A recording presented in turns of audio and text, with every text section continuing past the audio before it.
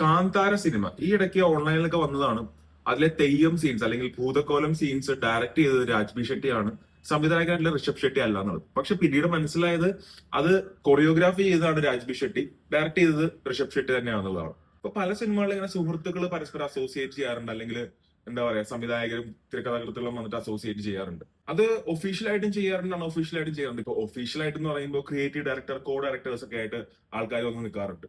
അല്ലെങ്കിൽ അൺഒഫീഷ്യലായിട്ട് നമ്മൾ കുറെ കഥകൾ കേട്ടിട്ടുണ്ട്, അല്ലെങ്കിൽ ഓൺലൈനിലൊക്കെ വന്നിട്ടുണ്ട്. ഇപ്പൊ ബെസ്റ്റ് ഉദാഹരണം പറയുകയാണെങ്കിൽ നമ്മുടെ സപ്തമശ്രീ തസ്കര സിനിമയില് ആസിഫ് അലിയുടെ മാസീൻ ഷൂട്ട് ചെയ്ത് പൃഥ്വിരാജ് ആണെന്ന് പറഞ്ഞിട്ട് കേട്ടിട്ടുണ്ട്. അതുപോലെ കുറെ നമ്മൾ കേട്ടിട്ടുണ്ട്. പക്ഷെ മലയാള സിനിമയില് വേണു നാഗവള്ളിയുടെ സിനിമയില് പ്രിയദർശൻ വന്നിട്ട് ഒരു ഭാഗം ഷൂട്ട് ചെയ്ത് കൊടുത്തിട്ടുണ്ട്. അതൊരു 10-30 കൊല്ലങ്ങൾക്ക് മുമ്പാ 1998 ഇറങ്ങിയ ഒരു സിനിമയിലാണത്.